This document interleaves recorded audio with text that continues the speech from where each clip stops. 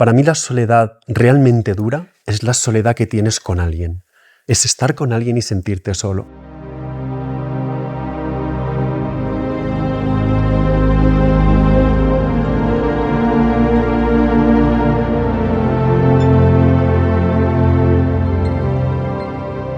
Hablando sobre el libro, ¿cómo fue que surgió en ti porque tú ya habías escrito ensayo. ¿De dónde surgió esta necesidad o este interés a la ficción? A mí siempre lo que más me ha gustado son los libros que parece que son novelas, pero que en realidad son libros de pensamiento escondidos dentro de las novelas. No sé, El extranjero de Camus, La náusea de Sartre o Lobo estepario de Germán Gess. Tú piensas que son unos personajes que te cuentan una historia. No, es una digresión del pensamiento de la época, del existencialismo, de la época más oscura, de la Europa que salía de una guerra y se metía en otra. Eran, digamos, preguntas de fondo muy importantes sobre la esencia humana, que en vez de narrarlo como un ensayo de pensamiento, lo hacían a través de personajes, de historias, porque a la gente siempre le va a interesar mucho más eso. O sea, el pensamiento abstracto tiene un nivel de interés, de querer conocer, pero cuando tú lo cuentas a través de una situación cotidiana, cuando en la novela, digo, Dominique tiene esta conversación con esta persona, lo que estoy intentando transmitir son muchísimas categorías filosóficas, muchas categorías de pensamiento y de reflexión continuada, pero no son los diálogos de Séneca con Lucilio, son unos personajes de nuestra época en un bar teniendo una conversación, con lo cual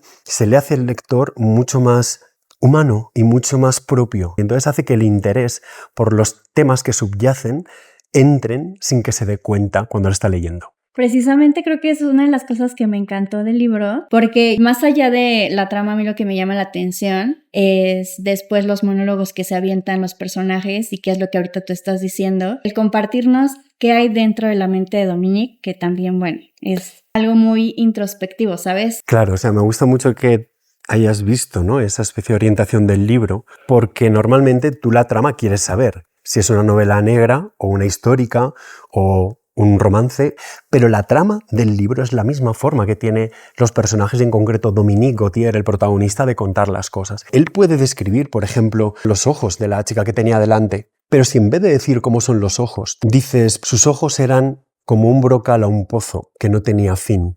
Yo me caí dentro de ellos y estuve miles de años navegando por el laberinto de su iris. Esa forma de que el tiempo se detenga y que en una cosa tan común como puede ser dar simplemente en 2 líneas una descripción de sus ojos, hagas que la imagen frene y haya una especie de cámara en 360 grados donde tú estás con el personaje viviendo el instante, lo haces tuyo. O sea, lo que intenta todo el rato el libro es compartir y meter al espectador, y que el espectador entienda que la obra no está escrita, sino que termina de definirse en él o en ella cuando la leen. Me encanta porque además ahorita con lo que nos compartiste, claro, desde que lo lees uno siente padre, pero el leerlo en voz alta, un texto, también es otra experiencia, ¿no? Y creo que tu libro, además de filosófico, se escucha una musicalidad que también me imagino que, pues bueno, a ti te gusta la música, el libro está lleno de el darte cuenta de los sentidos y también te hace compartir con sus descripciones, pues eso, ¿no? A lo mejor nosotros no somos tan conscientes en nuestro día a día de cómo sentimos el aire o de cómo estamos notando ciertos colores y tú nos los haces recordar. La diferencia entre simplemente rozar con la mano algo a realmente sentir el tacto es la diferencia entre describir de una forma vaga o entender que forma y fondo son 2 conceptos que cuando se enraizan y se dan la mano, la experiencia del lector con eso es muchísimo mayor. Hay un momento de la novela, simplemente por poner un ejemplo, que está Dominique con Niobe, que es una de las chicas que aparecen, y él dice cómo tenía la piel Niobe, la piel era suave, tenía la piel blanca, toqué, pero no se queda ahí, no es lo importante. Lo importante es cuando roza su piel y él dice, sentí que el peso de mi existencia descansaba sobre ella y que yo no tenía solo que aguantar lo que era la esencia y la responsabilidad de la vida. Por un momento estaba compartiendo el peso de la existencia con alguien y quise que ese momento durara lo que dura un verano, ¿no? Con sus 90 días de cigarras y sol, sus 90 noches de grillos y luna, y las tardes de tormenta que calan a las golondrinas que han de esponjarse al sol. Todo eso que ha venido, esa especie de hacer un momento bello, de que ese lirismo, yo no necesitaba meter todo eso para describir que le gustaba la piel de ella cuando la rozaba. Pero es que en la vida no importa tanto el acto, sino todo lo que rodea y todo con lo que nos quedamos de eso. Yo puedo hacer un tratado de 500 páginas de lo que es dar un beso, pero no es superable a darlo. Entonces el escritor está siempre en una pelea continua porque se ve que es como un niño que intenta pintar el mundo y el niño no sabe más que hacer una carita ante la complejidad y la belleza de la realidad. Si sabes verla, lo más que puedes hacer es pergeñar en letras sobre molde 4 cosas. Pero esa lucha continuada entre forma y fondo, entre estética y esencia, es lo que es el libro y es lo que me ha llevado, en vez de escribirlo en un año, escribirlo en 3 y tener 10 años de anotaciones anteriores, claro. 10 años. De anotaciones. Wow. ¿Y siempre has tenido como esa viveza? Te imagino de niño y no sé si desde entonces hayas sido tan consciente como de la existencia misma o como perceptible a todos los estímulos que tenemos en el ambiente y en el resto de las personas. Es un proceso. He de decir que siempre he sido un niño un poco especial. Me costaba mucho dormir, estaba muy a gusto, ¿no? Por la noche, sobre todo porque veía que el mundo dormía. Ya no hay sonidos, ya yo podía estar con mis pensamientos, ya no tenía que hacer los deberes del colegio, no tenía que mis padres no me decían que fuera a hacer algo, sino que era yo conmigo mismo. Me da pena a veces la gente que cuando está solo se siente en soledad. Para mí la soledad realmente dura es la soledad que tienes con alguien. Es estar con alguien y sentirte solo. Pero estar solo para mí siempre han sido momentos de dicha, porque he sabido estar bien conmigo. No naces con eso. Tienes que aprenderlo y muchos adultos tienen que tener muchas relaciones, muchos temas de interdependencia emocional con amigos, con familia y sentimental de parejas para darse cuenta que en la vida un momento muy bueno es no cuando estás súper bien, que todos son fuegos artificiales, sino cuando no estás mal. La ausencia de sufrimiento en los adultos es la verdadera felicidad. Pero eso solo lo sabes por comparación. Como la noche se sabe con el día, las cosas en la vida solo son comparación, entonces no hay verdades, sino que todos las vamos haciendo dependiendo de las cosas que vamos viviendo, ¿no? Pero sí, o sea, creo que soy un tipo de persona más sensitiva en ese aspecto, pero también creo que lo he sido en estos últimos años. Hubo un momento en el que empecé a ver la complejidad de la realidad hasta unos extremos que yo pensaba siempre que el infinito estaba en los confines del cosmos, que había que coger una nave espacial e irnos al final, a la última galaxia, y me di cuenta de que no, de que el infinito estaba a cada paso, en cada punto del mundo. Solo que hay que saber verlo, claro. ¿Has tenido tú alguna lectura durante este, no sé, como descubrimiento a lo largo de tus años, en los que te hayas sentido muy identificado, decir como, a partir de esto yo dije también me gustaría crear una novela, algo que te haya inspirado antes de que tú empezaras a escribir un libro? El extranjero, de Camus. Es un librito muy pequeño, muy cortito, 100 y poquitas páginas. Hay un momento en el que el personaje está en la cárcel, tumbado en el jergón, y tiene un pequeño ventanuco y solo ve pasar una nube de fondo. Y él hace una reflexión, estando privado de libertad, estando privado de los otros, y dice: en ese instante me di cuenta que un hombre que haya vivido un solo día de su vida plenamente, uno solo, puede pasarse el resto de su vida recordando momentos de ese día. Fue una revelación entender que la vida no se vive en largura, sino que se vive en hondura. Importa cómo vives cada uno de los días, qué cosas has hecho, cómo has pensado la vida, cómo has disfrutado de cosas que sí son muy altivas y superlativas, como un gran premio o un dinero que te dan por algo, cosas que la sociedad parecen grandilocuentes pero no lo son. Y luego realmente es darte cuenta de que las cosas de verdad importantes, las que vas a recordar, son esos 10-12 momentos que recordarías si tuvieras que irte ahora. No es importante realmente leer libros, es todo el proceso ulterior que viene tras la lectura. Por eso yo digo siempre que la gente que ha leído el libro, digo que la primera lectura es toma de contacto, la segunda es comprensión y la tercera es deleite.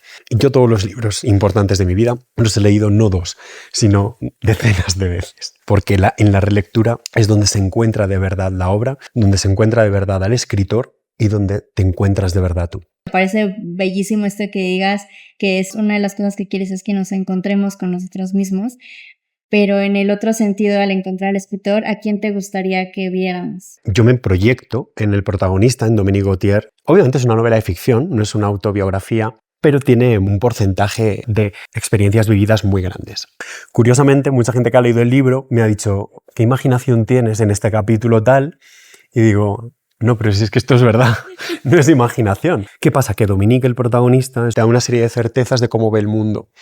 Y poco a poco en la novela él se va dando cuenta de que no, de que la realidad es tan infinita que tú no la puedes aprehender. Hay mucha más verdad y mucha más complejidad en las preguntas que en las respuestas. Y tiene un proceso de entender que el sentido de la vida no existe. Existe el preguntarte por el sentido de la vida. Él se da cuenta de que cada una de las verdades que él pensaba que eran aprendidas, que él tenía como pilares y que edificaban su vida, no lo eran. Que no hay una respuesta unívoca a nada. Es cuando tienes 20 años preguntarte ¿cuál es el sentido de la vida? ¿Qué es el amor? ¿Qué tendría que hacer yo para morir a gusto ahora mismo?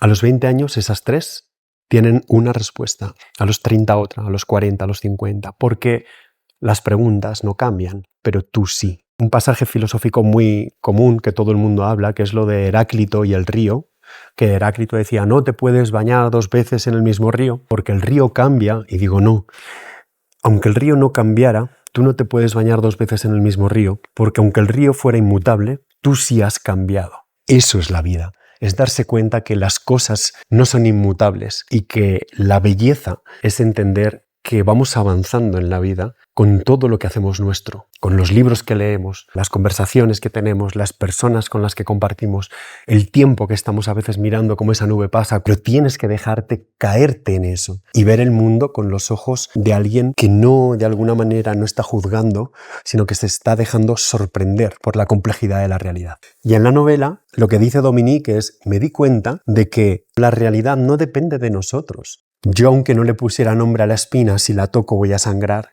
Y aunque no le pusiera nombre al pétalo, si lo huelo voy a disfrutar la esencia, el aroma, la fragancia. El mundo no necesita de nuestro acervo de palabras para existir. El mundo está ahí. Piensas tú que comprendes las cosas, tú arañas la superficie de las cosas, te mueves con tu mundo de palabras que parece que las acotas y le das un significado. Es ridículo. La realidad es infinita. Y nosotros somos seres muy finitos. Los sueños también es algo súper presente en el libro precisamente porque dedicas estos espacios a describirlos y no sé, me surge. ¿Tú tienes un diario de sueños? No, porque no intento apuntarlos todos, pero sí que ha habido una serie de sueños en mi vida, 20, 30, que los tengo anotados porque han sido de los que rememoras cuando estás despierto, la mayor parte se nos esfuman y ahí aparecen. Porque para mí hay algunos que encima son recurrentes. Yo a los sueños les doy la importancia justa, pero es que hay algunos que son tan literarios y tan bellos que digo... Y me pareció una forma muy linda de separar capítulos. O sea, ¿cuál es tu proceso creativo en este sentido? O sea, ya tenías tus notas de muchos años atrás, pero además de las notas, horarios o cómo las estructuraste, o sea, ¿cómo fue, qué tan difícil fue escribir este libro? Yo creo que nos enfrentamos siempre a un problema de síntesis de información. Yo tenía 10, 12 cuadernos de anotaciones de muchos años, de 8 o 10 años, pero ese hilván, ese primer hilo que vas tirando y va haciendo que todo se alinee, es muy complicado, porque hasta que lo encuentras, tú mismo te pones en tela de juicio y vas a ser capaz de hacerlo. Hay una frase de Bukowski que me gusta mucho sobre el proceso creativo, que dice, escribe ebrio y corrige sobrio. Caricaturizándola un poco, te diría que es verdad que la única manera que tienes a veces de caerte en una novela es a veces poniéndote en un punto de dejándote que las cosas estén en ti y te sorprendan. No dominarlas tú, sino que ellas mismas se te ordenen dentro de ti.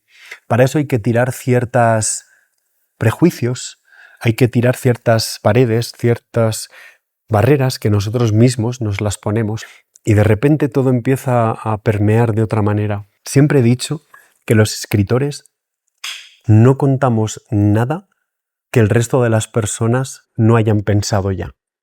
Simplemente creo que lo hacemos con una belleza y un orden que hace que sea meritorio leerlo. Pero no somos ni mejores pensadores, ni mejores vividores de la vida, ni exploradores del mundo real. Creo que un escritor es una persona con vivencias comunes que donde las otras personas arañan la realidad para intentar expresarla y les cuesta, un escritor es capaz de ordenar emociones y pensamientos complejos y dotarlos de cierta belleza y lirismo a la hora de explicarlos. Creo que contar una cosa linda es muy fácil hacerlo en literatura, pero creo que contar con belleza una cosa que no la tiene un mérito muy grande. Creo que hay una elegancia. Elegancia viene de la palabra latina eligere, que es el que elige. Entonces, para mí, creo que un buen escritor es la persona que elige bien las palabras a la hora de dotar a toda esa argumentación, ¿no?, de un fluir, de una belleza. Y ha sido una lucha continuada, por eso tanto tiempo, ¿no?, que te lleva pasar desde los apuntes hasta el libro final. El día a día es horrible para un escritor, porque no es sentarte y escribir. El escritor, como todos, tiene los problemas de el día a día, de si tiene otro trabajo, si tiene que resolver los quehaceres o tal, y no es ponerte y escribir. ¿Cuánto tiempo necesitas para entrar en esa especie de estado de trance? ¿Cómo empiezo en frío? También te digo que este libro lo escribí en la pandemia, que fue un momento donde no sabías si el mundo se iba a acabar o no. Entonces yo siempre decía, como no sé si se va a acabar el mundo, me voy a poner un par de tragos, con unos tequilitas también luego entre trago y trago, y vamos a fumar algo y era como un momento muy lindo porque el mundo se acababa, cada día te lo decían. Y decía, bueno, que me pille con las botas puestas y gracias, o sea, lo cuento un poco así que de caricatura y con gracia, pero que tiene de eso de verdad. O sea, escribir no es un trabajo de funcionarios o de llego a la oficina con la corbata y me pongo a picar en el ordenador. ¿Y confiaste luego tu texto a alguien, no sé, tus lectores beta le llaman? Como, ¿quiénes fueron esas personas que Claro, no, o sea, el texto se escribió conmigo en determinados estados, que luego pasó a mi yo de sobrio, súper, digamos, duro, de persona, de profesional, y a partir de ahí tengo un par de personas de confianza. Cada autor tiene sus vicios escribiendo. Solamente un tercero te puede apuntar a esos vicios. Por ejemplo, utilizas mucho este adjetivo o este adverbio para unir, o que eso solo lo puedes ver desde fuera. Así como yo en un texto tuyo lo vería al vuelo, en mis textos es imposible. Por eso siempre tiene que haber terceros. Y esto de hacer tu editorial ¿temías como por ejemplo que te fueran a cambiar algo si te acercabas a otra editorial? Fueron dos problemas principales. El primero fue que las editoriales grandes, que son las que en un primer momento me interesaban, leyeron la obra, la alabaron, pero claro, lo que me decían era que las palabras textuales, que era demasiado una obra muy de pensar. Es decir, que querían novelitas más sencillas, más para todos los públicos, que no querían una novela que a alguien le fuera una especie de tracción continuada de tener que superar cada página, que había mucho pensamiento, mucha filosofía y había mucha disquisición y digresión dentro de lo que era, que querían textos donde la gente no se sintiera, básicamente, que no entendía fácil cuando los leyera. Claro, entonces les digo, si eso se hubiera aplicado durante toda la vida en la literatura universal, no tendríamos prácticamente ninguna obra que mereciera la pena. Quiero decir, las grandes obras son las que te exigen una especie de puesta a punto por parte del lector, de esfuerzo para entender. O sea, tú lees El otoño del patriarca de Gabriel García Márquez, que es una de las obras que a mí me parecen mejor escritas de la literatura en español, o no sé, o Pedro Páramo de Juan Rulfo. No es una lectura sencilla, sin querer compararme ni mucho menos, pero a lo que me refiero que es un sentir. Las editoriales medianas que les interesaba la obra no tenían publicación en Latinoamérica. Y para mí, pensar que donde se iba a leer mi libro era España era ridículo. O sea, yo en Latinoamérica estoy como en casa, porque por el tema de la música he venido a actuar muchos años. Yo he estado muchos años actuando aquí en México, he estado actuando en Guatemala, en Colombia, en Argentina, en Chile, donde me ha interesado la cultura. tanto o más que la mía propia de España. Me ha interesado, ahora estamos en México, hoy es el Día de los Muertos. La cultura que aquí se expone del Día de los Muertos es infinitamente más interesante y rica que la de todos los santos que se celebra en España. De hecho, todo el libro es un culto y es un diálogo con la muerte, que ahora podemos hablar de ello si quieres. Pero yo llego ayer al aeropuerto, paso aduanas, cuando llego a Ciudad de México, y lo primero que tengo es un altar en la misma aduana del aeropuerto de la gente que trabaja allá. Un altar a los muertos, con la comida, las velas, el copal. Joder, eso es una maravilla. ¿Cómo voy a decir que no me interesa publicar un libro donde para mí grandes, o sea, yo creo que soy hoy en día escritor porque he leído a muchísimos autores latinoamericanos que me han impactado tanto o más? Como te decía, ¿no? El otoño del patriarca de Gabriel García Márquez me parece una locura. Bestiario de Cortázar, me parece que yo no sería el mismo si no hubiera llegado a esos autores. Entonces, para mí pensar que por ser español mi obra tiene que presentarse en España, me rebelé mucho. Y entonces dije, si las editoriales medianas no tienen presencia en Latinoamérica y las grandes que sí lo tienen creen que el libro tiene una complejidad alta, hablé con unos amigos que allí teníamos un entorno cultural que nos interesa y les dijimos, vamos a crear Letras del Caos. Vamos a hacer una editorial cuyas normas de la editorial sean las nuestras. Si no, no estaría ahora aquí hablando contigo, ¿no? Es por el amor y el cariño que tengo a todo lo que es y todo lo que me ha dado. Como decías, en tu libro también está bien presente la muerte y ya se me estaba pasando preguntártelo, pero es verdad, ¿no? ¿Cuál es tu relación con la muerte? La muerte es la gran liberadora. Es lo único que te asegura que ninguno de los males que tengas en vida va a ser eterno. Saber que tienen una fecha de final nos hacen sopesar las cuitas y los problemas de una forma mucho más estoica. Te permite hacer dos cosas. Uno, saber que cualquier dosis de sufrimiento está acotada. Y dos, saber que cada vez que compartes un instante con alguien, ese instante tiene un valor, porque no se puede volver a recuperar. ¿Cómo valoramos esos momentos? Es completamente distinto.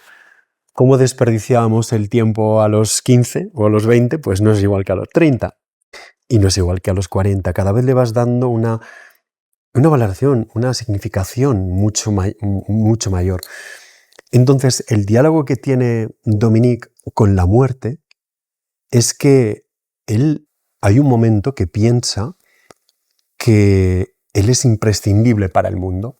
Y él dice, yo quería pensar que cuando yo muriera, la tierra se abriría en dos para tragarnos en su manto de lava, que los mares se secarían, que las estrellas se apagarían. Él piensa que el mundo existe para y por él. Y de repente, a lo largo del libro empieza a ver que no, que gracias a Dios somos una brizna de hierba que desaparece, y él piensa, a lo máximo que puedo aspirar es a cuando yo me vaya dejar en este mundo algo que antes de estar yo no estaba.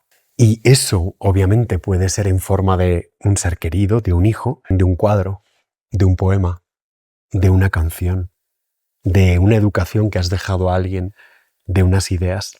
Creo que la inmanencia del ser humano en el mundo no solamente es material, sino que es un fluir que tu presencia en el mundo ha dejado en los que te han conocido. ¿Qué más se puede pedir si eres consciente de ello y dedicas tu vida a saber que parte de tu esencia es en encontrar ese qué va a quedar cuando tú te vayas? Ya había platicado de esto con otras personas y ahorita que lo estás diciendo, no sé por qué nunca me ha interesado dejar huella de mi existencia. Incluso llegó un punto en el que yo dije, ¿será que es más bien y tú dime cómo lo ves, o sea, como un algo de ego, de por qué yo ya viví mi vida de 70, 80, 100 años, ¿de dónde vendría este interés por decir, yo ya no voy a estar, pero quiero que los demás sepan que aquí estuve? ¿Tú de dónde crees que nace eso que ahorita estás diciendo que tenía Dominique y que pues también me imagino que es que hay una diferencia grande entre querer dejar una huella personal de quien tú eres, dejar en este mundo una proyección de tu amor por algo. ¿Tú quieres dejar un atisbo de tu máscara? No. Quiero que vea la proyección de amor en algo que hice. Yo cuando hago el libro no es por eso, es por una necesidad de conocerme. Cuando llego una canción, cuando en mi faceta de productor de música electrónica, yo no la hago para que los demás digan dentro de X años, cojan un disco de vinilo, lo tengan y digan, oh, es David. No, la obra es superior a mí. Yo me iré. La obra es infinitamente superior. Las ideas que yo tengo son infinitamente superiores a este saco de carnes y hueso que las proyecta.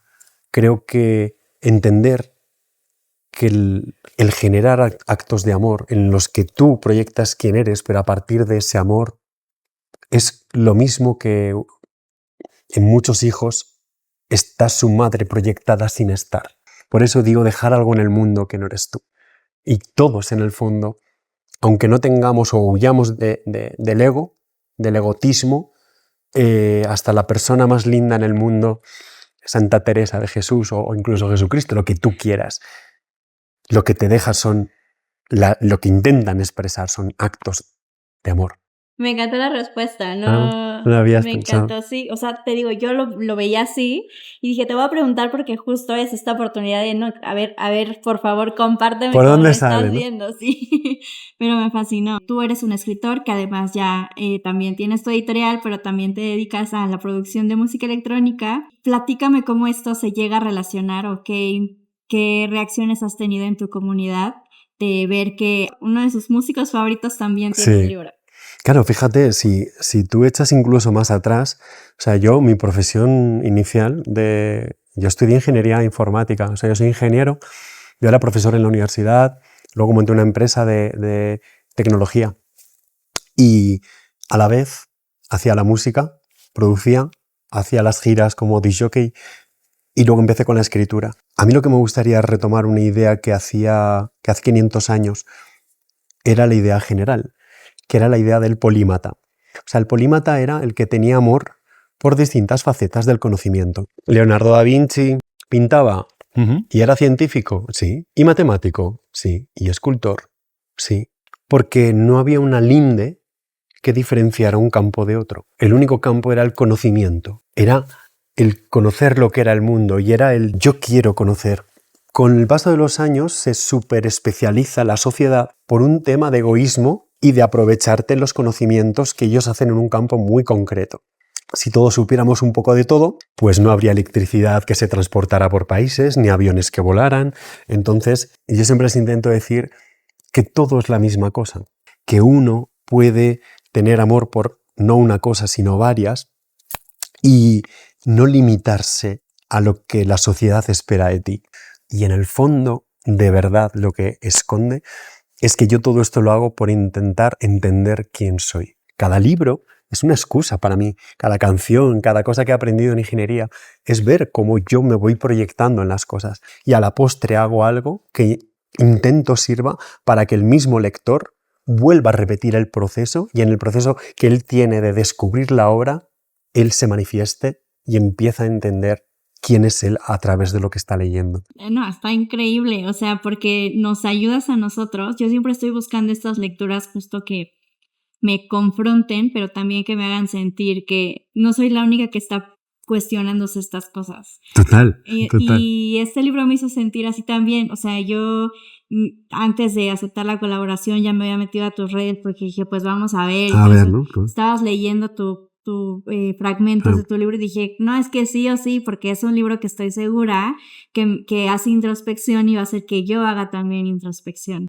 Y bueno, si esto me pareció bastante filosófico, ¿qué crees que me puede encontrar en tu ensayo que justo es más, pues, ya totalmente tu pensamiento, ¿no? Así como este es un libro amable, donde los personajes van hablando de cosas hondas a través de conversaciones normales, el libro de Memento Mori no, son 12 ensayos que escribí uno por mes, que se publicaron uno por mes en el periódico y que luego se hicieron un libro con el compendio de todos ellos. Los temas son la importancia del arte en nuestras vidas, cómo el lenguaje define el mundo que nos rodea, la importancia de saber que somos seres finitos y que la muerte es nuestra aliada, Hay uno que habla solo de la imposibilidad de describir el orgasmo.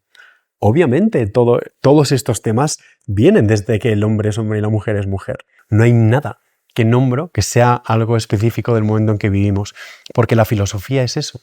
La filosofía es enfrentar al ser humano con sus primeras preguntas. Me acordé que hablaste en alguna parte también sobre las palabras que suenan bonito, pero a lo mejor tienen un significado no tan bello. Ajá. Y de la clamidia, ¿no? Pero a ti, ¿qué palabra te suena muy bonita que sí tenga su significado bonito también para ti? En cuanto a fonética y en cuanto a significado es caléndula. Caléndula suena bien, tiene una fonética preciosa y es una flor muy linda. Entonces creo que reúne todo lo que sería, es que se te llena la boca, ¿no? Caléndula. Azalea también, pero es que caléndula es tan redonda, tan... eso intentando unir, ¿no? La parte de fonética con la parte... Pero, no sé, hay muchísimas. A mí, por ejemplo, me sucede que hay... Creo que le llaman este vocabulario pasivo. No me acuerdo bien cómo se llama, pero son palabras que entiendes, pero realmente no usas en tu día a día. Uh-huh. Tú sí usas muchas palabras diferentes a las... Hasta tu vocabulario es muy amplio. ¿A qué se lo atribuyes? El lenguaje es como un perfume que se queda en ti. La memoria olfativa es grande, pero la memoria literaria o de palabras también lo es. Sus ojos de jade eran como una aurora boreal que refulgía en el cielo. Refulgir es un verbo que igual no es muy común, pero cuando tú ya lo asocias a esa idea que te digo, que unos ojos verdes refulgían como una aurora boreal, torna una esencia a todo y esa palabra forma parte de tu acervo porque está ligada a un instante vivido. Claro que me hace todo el sentido porque digo, sí, ya cuando lo relacionas a una emoción, a cómo te hace sentir, ya no se te olvida una palabra. Es verdad. También es una diferencia, un cariño de tratar al lector, no solo al lector. Yo trato a todo el mundo como si supiera lo mismo que yo, no más. Yo he estado con gente que es mucho mejor que yo y que ha hecho que yo sea gracias a que se han esforzado en utilizar palabras y conceptos que yo no sabía. Entonces es una muestra de cariño también. Y luego que si estás hablando mucho de un tema, por ejemplo, el laberinto del iris, de Dalos, otra forma de decir laberinto, me permite jugar con varias palabras sin salirme de donde estoy hablando. Hay un momento que Dominique dice que él se siente que está cayendo al fondo del océano, donde él cuenta que el fondo es como si fuera un lodo, es arena, y él puede nombrarlo como lodo, pero él dice, me arrastraba por el légamo, que es otra forma de decir lodo, dice, hasta donde los calamares batiales se ahogan en la podredumbre de la duda. Es decir, él quiere ver que está en un sitio tan oscuro del planeta, donde nunca ha llegado luz, donde el légamo del lodo por donde él se mueve y él ve calamar batial, que es batial de las fosas batiales marinas, del último confín del universo.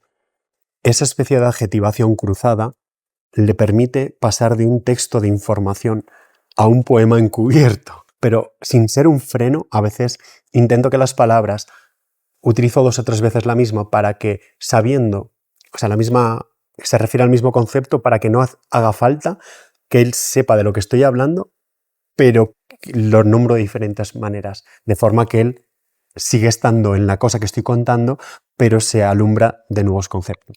No, estoy fascinada. Se nota cuando una persona realmente tiene esta pasión por lo que está haciendo y por la personalidad que tienes, porque eres un artista en muchos aspectos y mantienes esta humildad y lo que dices, el respeto con la persona que estás hablando, de asumir que conoce lo mismo que tú y que tú te puedes liberar y no tener como esta condescendencia. Quiero cerrar con 3 preguntas y la primera, aunque ya te la hice antes y tú ya me has recomendado, antes de que yo te dijera, ya habías dicho 3 libros de Lobo Estepario y el extranjero, que también me han gustado muchísimo esos libros. Alguien que ya te escuchó y que le gustó cómo piensas y compaginó contigo, ¿qué lectura tú has tenido además de esas que pudiéramos nosotros acercarnos a ese libro? Hay un par de libros que me han ayudado mucho, o sea, son como mis faros. Uno así de que lo he nombrado ha sido El otoño del patriarca, de Gabriel García Márquez, de Gabo. Otro es La familia de Pascual Duarte, de Cela.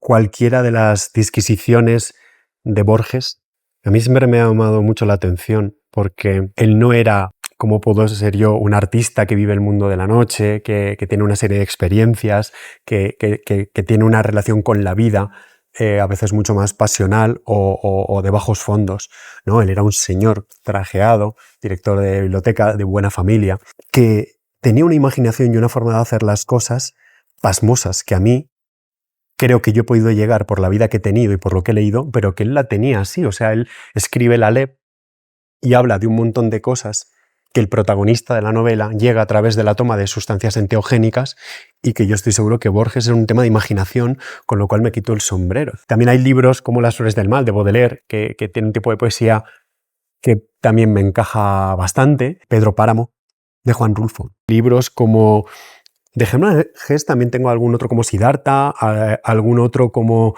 Carta a una señorita en París. La caída de Camus. ¿Se te viene a la mente alguna mujer también, una Sí, escritora? en la parte del existencialismo, yo por ejemplo cuando hablo de los libros de Sartre, La náusea tal, está embebida Simone de Beauvoir, porque o sea, Sartre fue muchas veces la voz de ella. Es que claro, ella no está solo en sus libros, está en todos los de los coetáneos, en las conversaciones que tenían en los cafés, en tal. Una de las partes literarias, o sea, una de las mentes más privilegiadas del existencialismo es Simone de Beauvoir. Considerando que yo de verdad siento que este es un libro que te permite estar consciente de todos tus sentidos y del presente y todo eso, si tú pudieras describirte y, en segundo lugar, describir al libro, ¿qué olor le darías? ¿A qué olor te darías y qué olor le darías al libro?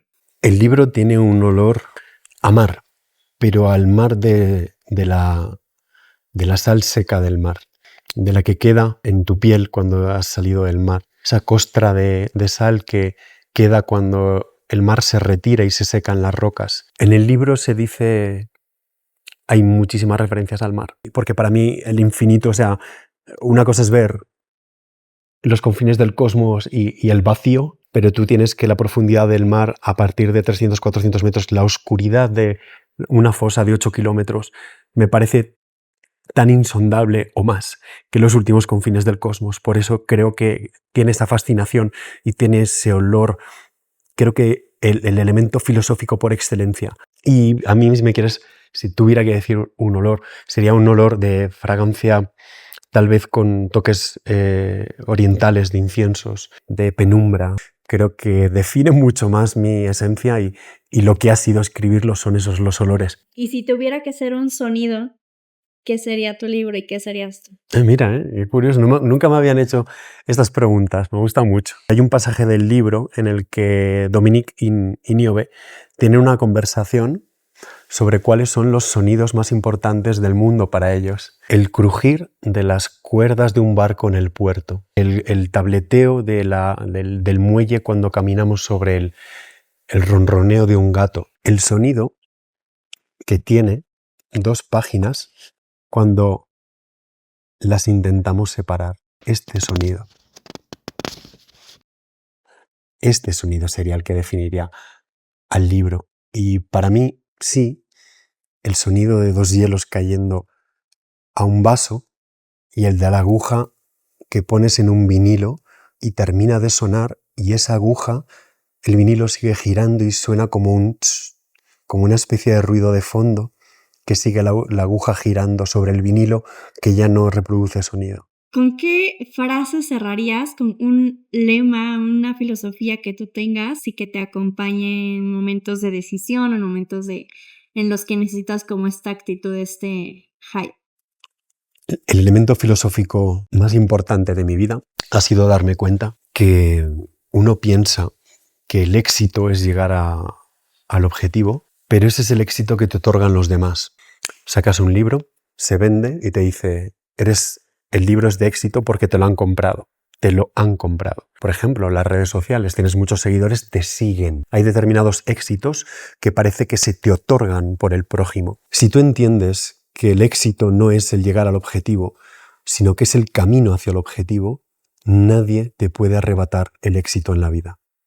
Si tú piensas que el éxito es que el libro se venda, tener seguidores o que te paguen bien, como siempre depende de un tercero, de un cuarto, de un quinto, estás vendido a ellos. ¿Consideras que eres como de los que escribió esto y ya otra vez está en otro proyecto o más como, no, ya tenemos este primero, vamos a como súper consentirlo y hasta nuevo aviso empiezo a escribir algo nuevo? Para mí el libro es la edición del libro Y es esto que estoy haciendo, es el libro. O sea, pensar que el libro termina donde la obra termina, no.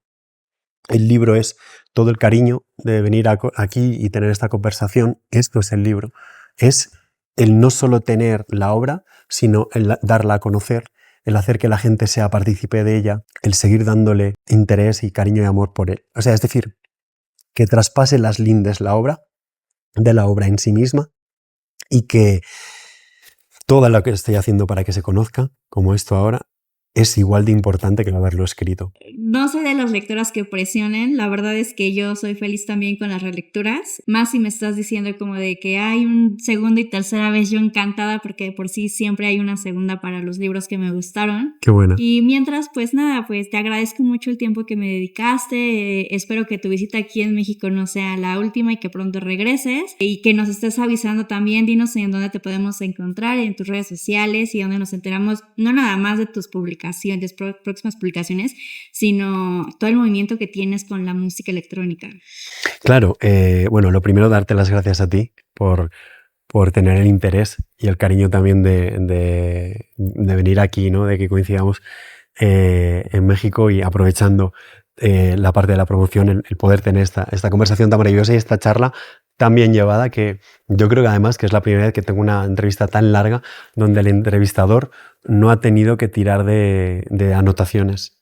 O sea, eso te honra mucho y también veo que pones tanto cariño como el que pongo en lo que estás haciendo, y eso me gusta mucho, porque no es que alguien tenga un canal o alguien haga algo por el hecho de hacerlo, sino porque ves que de verdad le apasiona y que tiene, o sea, creo que hay mucho futuro en eso, pero no solo por el canal, sino por la persona y lo que estás haciendo con ello. Y nada, lo demás, pues bueno, como David Gascón es fácil encontrar, y bueno, el libro es El laberinto del iris, también fácil de encontrar, aquí en México está en Cadabra Books.